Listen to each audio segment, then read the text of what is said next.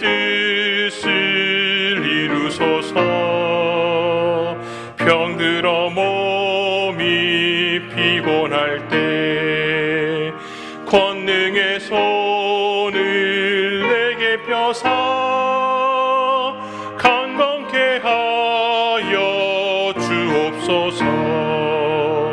주님의 뜻을 이루소서. 온전히 나를 주장하사 주님과 함께 동행함을 만민이 우리 1절만 다시 하시겠습니다. 1절입니다. 주님의 뜻을 이루소서. 고요한 중에 기다리니 진흙과 같은 날 빚으사 주님의 형상 만드소서.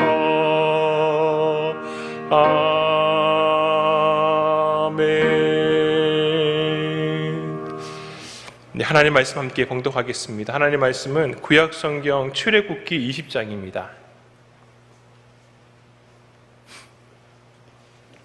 출애굽기 20장 12절부터 17절까지 말씀입니다. 제가 가지고 있는 성경, 구약성경은 112쪽에 있습니다. 출애굽기 20장 12절부터 17절까지 말씀입니다. 네, 우리 다 찾으신 줄 알고 한 목소리로 같이 읽겠습니다. 내 부모를 공경하라. 그리하면 내 하나님 여호와가 내게 준 땅에서 내 생명이 길리라. 살인하지 말라. 간음하지 말라. 도둑질하지 말라. 내 이웃에 대하여 거짓 증거하지 말라. 내 이웃의 집을 탐내지 말라. 내 이웃의 아내나 그의 남종이나 그의 여종이나 그의 소나 그의 나귀나 무릇 내 이웃의 소유를 탐내지 말라. 아멘. 어제 저녁에 이제 자기 전에 조금 걱정이 되더라고요. 아침에 이게 새벽에 눈이 온다 그래서 또 재난 문자가 왔잖아요. 갑자기 밤사이에 눈이 올 수 있기 때문에 조심하라고 와가지고 좀 걱정이 했었거든요. 그런데 새벽에 나오니까 벌써 바닥이 하얗더라고요. 그런데 눈이 와서 하얀 게 아니라 새벽에 염화칼슘을 다 뿌렸더라고요, 도로에. 그걸 보면서 그런 생각이 들더라고요. 하나님께서도 우리 가운데 이렇게 역사하시면 너무 좋겠다는 생각이 들더라고요. 우리 인생 가운데 2022년도 가운데 또 코로나 때문에 우리가 힘들어하기 때문에 또 내년에는 어떤 일이 벌어질지에 대해서 근심이 있지 않습니까? 그런데 그런 눈이 내리기 전에 하나님께서 이미 염화칼슘을 다 뿌려두셨다면 우리가 근심할 게 뭐가 있겠습니까? 오늘 기도하는 가운데 하나님, 눈이 내리기 전에 이미 내 인생길 가운데, 내 신앙의 길 가운데에 그런 하나님의 염화칼슘이 뿌려지게 하여 주옵소서. 그래서 절대 눈이 쌓이지도 않고 얼지도 않고, 우리 애들이 들으면 실망하겠지만은 그래도 안전이 최고입니다. 하나님, 우리 인생길 가운데 그렇게 하나님께서 안전하게 동행하여 주옵소서. 그런 응답이 있는 우리 2021년도 마지막 한 주간이 되기를 소망합니다. 열왕기상 21장 말씀을 보면은 아합 왕의 한 이야기가 소개되고 있습니다. 아합 왕의 그 왕궁이 이스라엘에도 있었던 모양입니다. 그 왕궁 옆에 한 포도원이 있는데 그 포도원 주인이 나봇이라는 사람입니다. 아합이 무슨 생각이 있었는지 모르겠지만은 그 왕궁 바로 옆에 있는 이 포도원을 갖기를 소망을 했습니다. 포도원에 포도가 너무 좋았다든지 동산이 너무 아름다웠다든지 그게 성경 자체에는 설명되어 있지 않기 때문에 그 이유는 모르겠지만은 아무튼 왕궁 바로 옆에 있었던 포도원이었기 때문에 여러 가지 아합 생각이 있었던 어떤 목적이 있었을 것입니다. 그래서 나봇을 불러가지고 흥정을 합니다. 내가 더 좋은 포도원을 네한테 주겠다라고, 혹은 네가 만약 포도원이 와닿지 않으면 내가 돈으로 원래 가격보다 더 많은 돈을 쳐주겠다라고 그렇게 나봇에게 얘기를 합니다. 충분히 그렇게 이야기할 수 있지 않습니까? 근데 나봇이 다른 사람도 아니고 자기가 살아가고 있는 이 땅의 임금이잖아요. 왕이잖아요. 이 왕의 제안에 한마디도 거절합니다. 안 됩니다. 왜?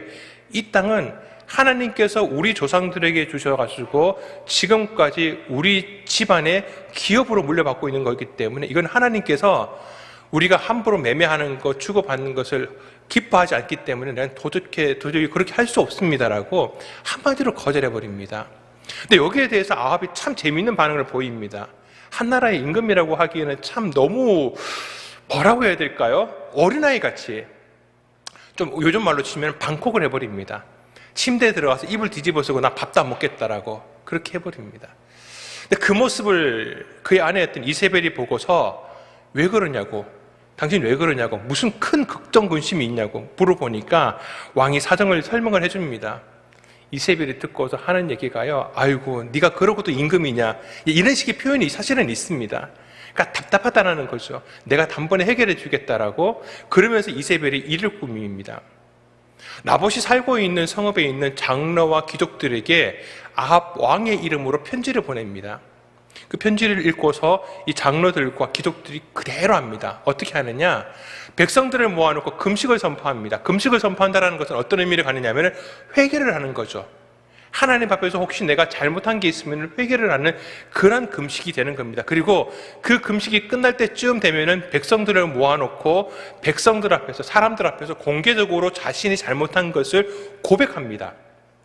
그러면서 자기의 죄를 회개하고 하나님 앞에 용서를 구하고 우리 가운데 있었던 어떤 악을 제하는 그런 모임을 갖는 것이 바로 그런 목적이 있습니다. 자, 그런데 금식을 하고 나서 사람들을 모아놓고 무엇 하느냐? 나봇을 사람들을 위해 높이 세워놓고 그 다음에 불량배 두 사람, 미리 준비가 되어 있었죠. 두 사람이 나와서 이 나봇에 대해 가지고 이런 말을 합니다. 이 나봇이 하나님과 왕을 저주했습니다. 그러니까 사람들이 이 나봇을 성읍 바깥으로 끌고 가가지고 돌로 쳐 죽입니다. 이게 이 당시의 모습입니다. 9번째 계명은요, 내 이웃에 대하여 거짓 증언하지 말라는 명령입니다. 지난주에 8번째 계명, 10번째 계명을 했고 오늘은 이제 9번째 계명에 대한 말씀을 나누고자 합니다.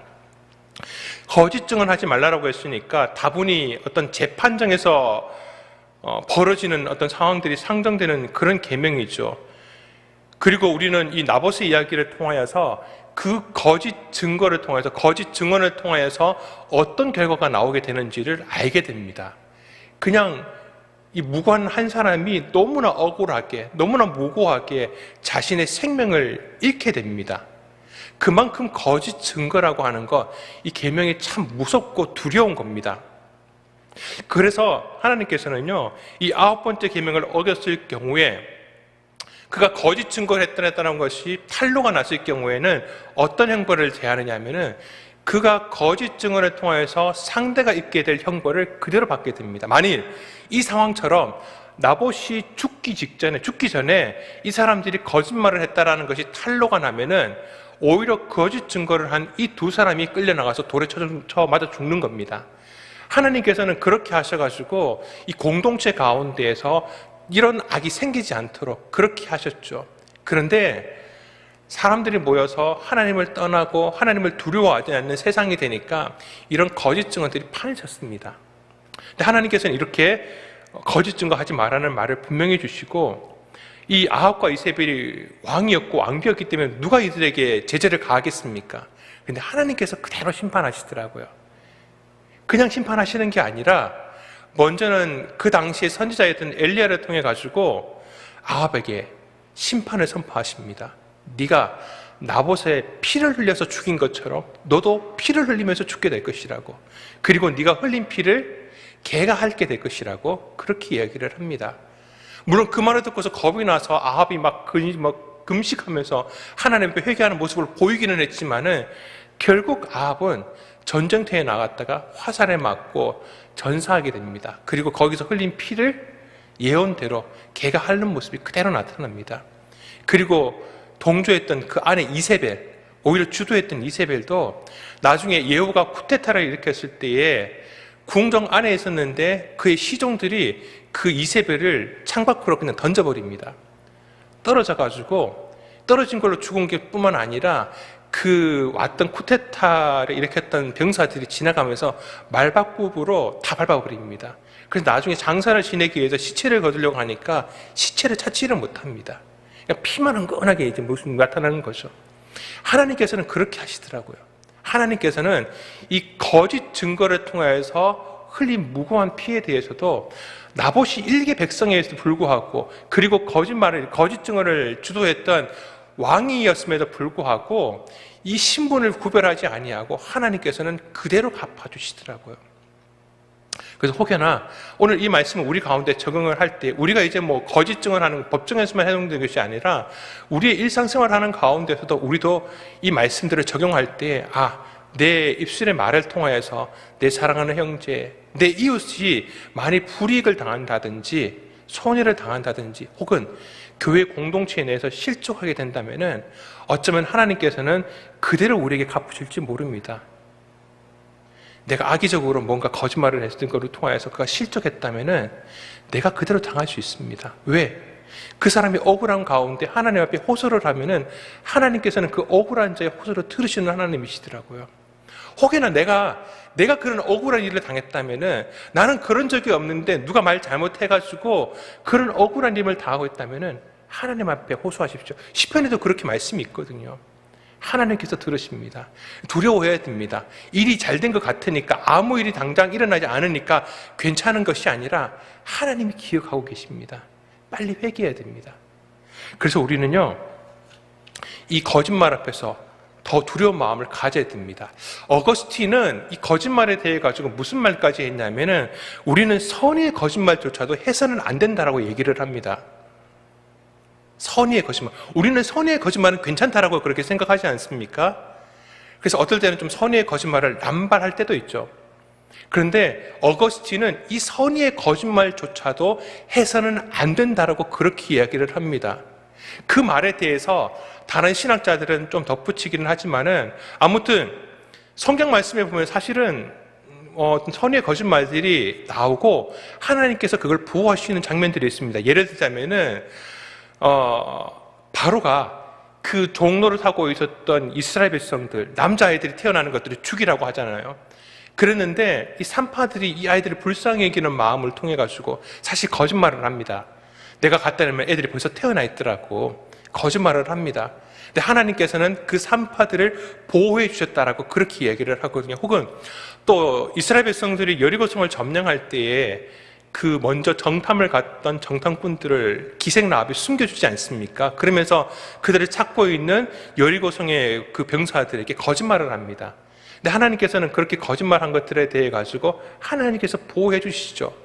그러니까 무턱대놓고 그냥 극단적으로 무슨 거짓말은 안 된다 이런 것은 아니지만은, 그래도 우리는 선의의 거짓말조차도 조심할 필요가 있습니다. 왜냐하면요, 나는 선의의 거짓말이라고 생각을 했는데 상대에게는 그렇지 않을 수가 있거든요. 내가 어떻게 그걸 판단합니까? 내가 어떻게 이 선의의 거짓말을 통하여서 선한 결과가 맺을 것이라고 하는 것들에 대해서 정확하게 판단할 수 있습니까? 우리는 사실을 모릅니다. 나는 선의의 거짓말을 했는데도 불구하고 상대 혹은 결과적으로 오히려 잘못된 결과가 나올 수도 있습니다. 실족할 수도 있고 더한 큰 결과가 나올 수도 있습니다. 그렇기 때문에 우리는 이 계명 앞에서 이런 기도를 할 수 있어야 됩니다. 하나님, 첫 번째는 내 입술을 통해서 거짓말하지 않게 하여 주옵소서. 항상 내 입술을 통해서는 진실된 말만 말씀하게 하여 주옵소서. 또 한 가지 더 기도할 것은, 하나님, 내가 할 수만 있으면 이런 선의의 거짓말조차도 하는 상황이 내게 닥치지 않도록, 하나님 고민하지 않도록 하게 하여 주옵소서. 우리는 이 9번째 계명 앞에서 그런 겸손한 마음이 필요할 줄 믿습니다. 우리가 기억해야 될 것은요, 우리가 원래 어떤 존재였는지 기억할 필요가 있습니다. 우리는 구원받기 이전에, 하나님의 자녀라고 부름받기 이전에 사탄의 자녀였습니다. 진노의 자녀였습니다. 사탄이 가장 잘하는 것은 뭐냐 하면은 남을 속이는 겁니다. 그걸 우리는 그대로 물려받았습니다. 자식이 누굴 닮겠습니까? 부모를 닮게 되어 있죠. 우리는 원래 사탄을 닮은 존재였습니다. 그런 존재를 하나님께서 불쌍히 여겨주시고 사랑하셔서 우리를 구원하셨죠. 그런데 옛날에 그 모습 그대로를 가지고 있기 때문에 우리는 장담할 수 없습니다. 선의의 거짓말을 했던 것들이 점점 쌓여가다가 보면은 나는 의도하지 않았는데, 아니 아예 악의적인 거짓말을 하고서도 괜찮다라고 자기 스스로를 위로하기도 하고요, 결국 하나님께서 다 문제를 해결해 주시니까 괜찮다라고 그 거짓말에 대해서 너무 안심할 때가 있을 수 있다는 겁니다. 주의하셔야 됩니다. 조심해야 됩니다. 항상 근심하고 깨어 있어야 됩니다. 내 입술을 통하여서 하나님께서도 역사하시지만은 사탄은 또 어떻게 일을 이룰지 모르기 때문에 항상 우리는 조심해야 될 줄 믿습니다. 오히려 우리는 이 입술의 말을 통하여서 사람을 실족하게 만들고 생명을 빼앗는 그런 희생을 가져오는 말이 아니라 오히려 사람을 세워주고 실족되어 있는 자를 건져내고 사람의 생명을 살릴 수 있는 말을 함으로 통해서 이 계명은 하지 말라라고 말하고 있지만 오히려 우리는 더 적극적으로 사람을 죽이는 거짓 증거가 아니라 사람을 살리는 생명나무 언어를 얘기할 수 있는 그러한 생명의 사명자들이 다 되시기를 바랍니다. 이제 올해가 이게 이번 주간이 올해 마지막 주간이지 않습니까? 그런 시간이 되다 보니까 괜히 이 말씀을 준비하다가 문득 이런 생각이 들더라고요. 물론 직접적으로 이 말씀하고 관련된 이 이야기는 아니지만은 왜 하나님께서는 1년이라는 시간을 주셨을까라는 생각이 들었습니다. 그냥 살아가도 되는데 왜 하나님께서는 이 지구가 태양을 한 바퀴 돌도록 만드셔가지고 그걸 또 1년으로 하셨을까? 그런 어떤 하나님의 자연 법칙을 우리에게 주셨을까? 괜히 그런 생각이 갑자기 들더라고요. 그런데 그런 생각을 하면서 그거를 이해를 하려고 하다 보니까 첫 번째 떠오르던 생각이 뭐냐 하면은 왜 사랑하는 사람과 연애 일을 할 때에 좋은 장소들 많이 찾아가잖아요. 그리고 거기서 좋은 추억들이 있으면은 나중에 그 장소를 찾아가게 되면은 그때의 생각이 떠오르게 됩니다. 기억들이. 그러면서 한 번을 가게 되고 또 한 번을 가게 되고 또 부부싸움 하고 나서 좀 마음 추스릴 때 한번 그런 데 가보고 그러면 내가 마음의 위로를 받지 않습니까? 그런 장소는 한 번에 가도 100번을 가도 항상 똑같이 마음의 위로가 되더라고요. 그러니까 좋은 장소는요, 추억이 있는 장소는 계속 가더라도 반복적으로 가더라도 너무 좋더라고요.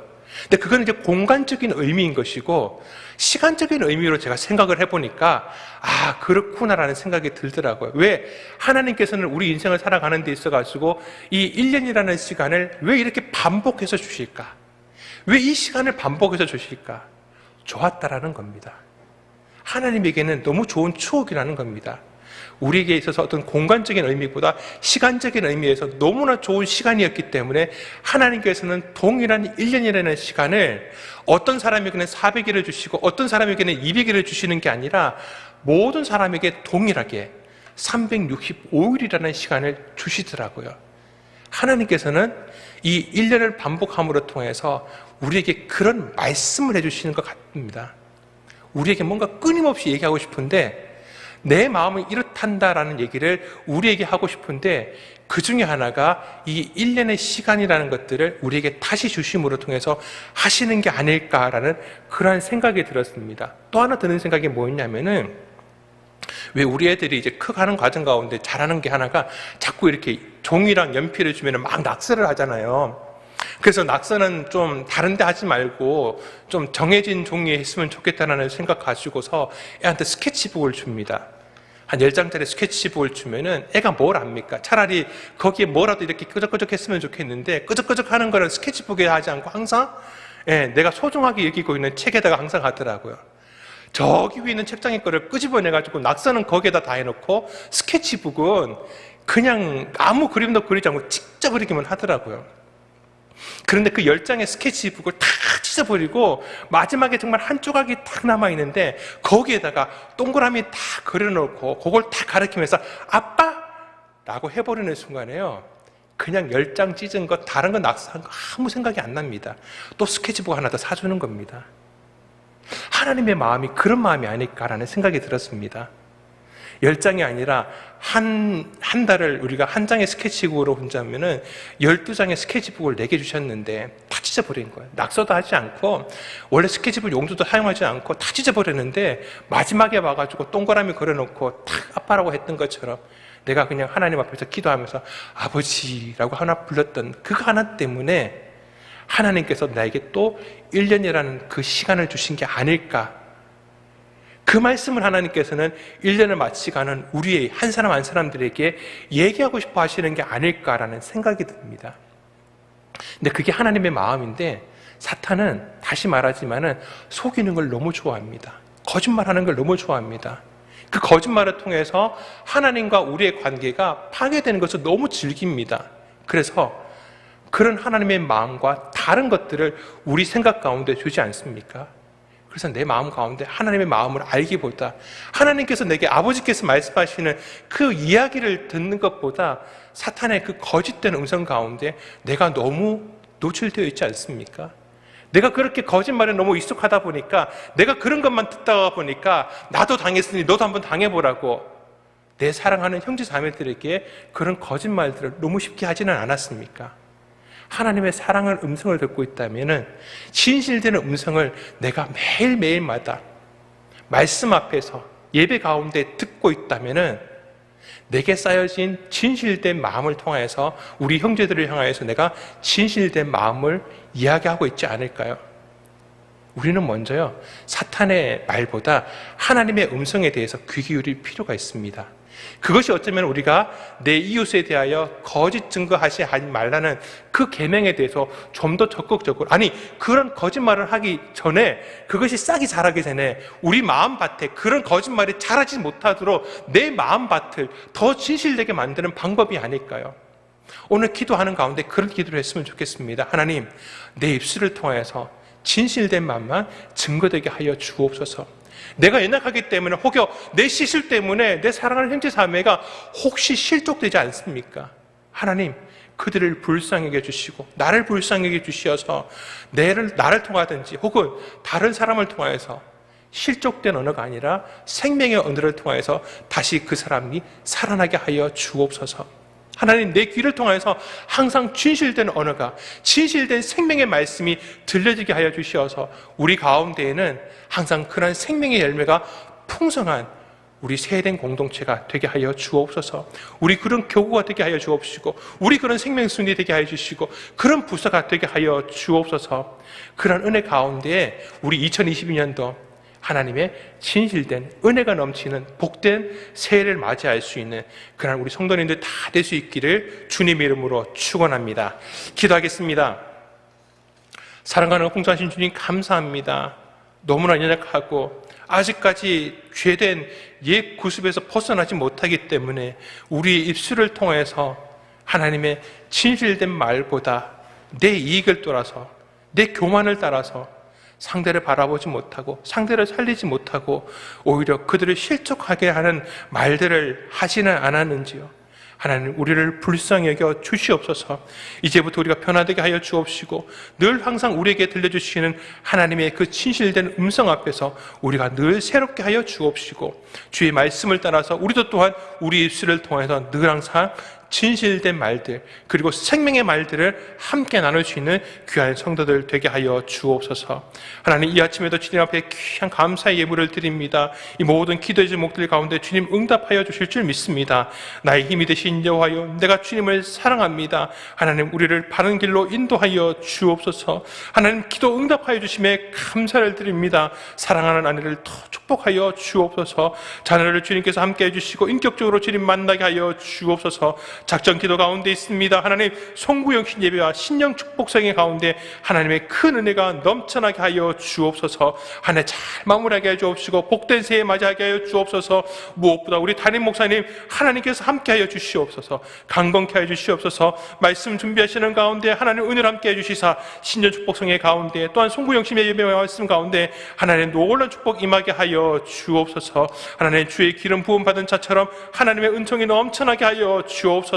하나님, 우리 교구 부흥케 하여 주옵소서. 우리 순식구들을 주님 인도하여 주옵소서. 우리의 앞길을 주님 책임져 주시옵소서. 에베네셀 하나님, 지금까지 도와주셨던 우리 하나님, 지금부터도 도와주시는 은혜가 임하게 하여 주옵소서. 1000번째 예물을 드립니다. 담임 목사님 모든 사역 가운데 주님 함께 하여 주옵시고 우리 자녀들 가정을 주님께서 책임져 주시옵소서. 예비하시고 구원하신 하나님의 은총이 넘쳐나게 하여 주옵소서. 우리 목사님을 함께 해주시고 우리 남편을 불쌍히 여겨 주시옵소서. 하나님, 우리 목사님 정결한 영성과 성령의 능력을 허락하여 주시옵소서. 한국교회 연합되게 하여 주시옵소서. 세대 내 우리 모든 자녀들을 주님 축복하여 주옵소서. 지혜와 명철에 넘쳐나게 하여 주시옵고 이 민족 가운데 우리 한국 가운데 하나님 모든 것 가운데 하나님의 은혜를 나타낼 수 있는 우리 사랑하는 자녀들 다 되게 하여 주옵소서. 그러한 축복의 열매가 있는 귀한 감사의 무리를 다 되게 하여 주옵소서. 그렇게 축복하실 줄 믿사오며 살아계신 예수 그리스도의 이름으로 기도드리옵나이다. 아멘.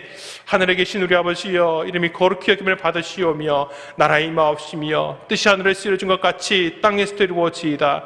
오늘날 우리에게 일괄 양식을 주옵시고 우리가 우리에게 죄 지은 자를 사하여 준 것 같이 우리 죄를 사하여 주옵시고 우리를 시험에 들게 하시 마옵시고 다만 악에서 구하옵소서. 대개의 나라와 권세와 영광이 아버지께 영원히 싸움나이다. 아멘. 오늘도 말씀을 생각하시면서 하나님 우리의 입술을 진실되게 하여 주옵시고 우리 입술의 말을 통하여서 하나님 생명나무 열매가 맺어질 수 있는 귀한 생명나무 사명자들 되게 하여 주옵소서. 무엇보다도 우리 담임 목사님 주님께서 함께하여 주시어서 어디로 가든지 주님께서 동행하여 주옵시고 성령의 능력을 함께하여 주시옵소서. 하나님 송구역신 예배와 신년 축복성의 말씀을 준비하시는 가운데 성령의 지혜와 능력을 함께해 주시고 체력을 붙들어 주옵시고 영육간의 강건함을 함께하여 주옵소서. 우리 사랑하는 성도들 올 한 해를 잘 마무리하게 해주시고 새해를 은혜 가운데 축복 가운데 맞이하는 우리 성도들 되게 하여 주옵소서. 또한 우리 가정의 기도 제목들 또한 우리의 자녀들을 놓고서 우리 큰 소리를 내지 않고 우리 함께 주여 부르짖고 함께 기도하시다가 돌아가시겠습니다. 주여 주여 주여. 아버지 하나님 역사하시는 주님의 감사를 드립니다. 늘 항상 우리 담임 목사님을 통하여서 어디로 가든지 생명의 역사가 나타나게 해주심에 감사를 드립니다. 하나님 우리 목사님의 입술을 통해서 하나님의 진실을 선포하게 해주시고 하나님의 마음으로 모든 사역을 감당케 해주시어서 어디로 가든지 어떤 사역을 감당하시든지 간에 생명나무의 귀한 선한 열매를 맺게 해주시는 주님, 하나님 정말 한국교회 연합기관을 위하여서 하나님을 위하여서 지금도 아버지 동무소 자시는 가운데 하나님 축복과 은혜와 능력을 함께 하여 주시어서 귀한 선한 열매를 맺을 수 있는 주님 축복을 허락하여 주시옵소서. 하나님 또한 송구역신 예배와 신년 축복성의 말씀을 준비하시는 가운데 하나님의 능력의 말씀을 준비케 하여 주시옵소서. 하나님의 성을 아버지 하나님 그렇게 다시 써는 우리 찬한 성도들에게 능력과 격려와 위로와 축복의 말씀으로 우리 성도들을 다시 한 번 더 아버지 하나님 위로와 또한 아버지 하나님 주님 앞에서 다시 한 번 더 힘을 낼 수 있는 아버지 능력의 말씀이 선포될 수 있도록 주님 함께하여 주옵소서. 오늘도 수요 오전 예배 또한 저녁 예배 말씀을 전하시는 가운데 하나님께서 함께하여 주옵소서. 코로나 가운데 우리 현장으로 또한 유튜브를 통해서 영상을 통해서 말씀을 듣는 가운데 모든 성도들에게 하나님의 은혜가 임하게 하여 주옵소서. 이 아침에도 함에서 온 주의를 듣고서 나와서 하나님의 간절히 부르시는 우리 모든 성도들의 기도를 주님께서 들어주시고 우리를 불쌍히 여주시사 아버지 하나님 우리를 통해서 늘 항상 하나님의 은혜 생명의 역사가 나타나게 하여 주옵소서. 우리의 사역의 현장 가운데 우리 사랑하는 가족들 가운데 우리 자녀들 가운데 그런 하나님의 은혜가 떠나지 않도록 주여 함께하여 주시옵소서.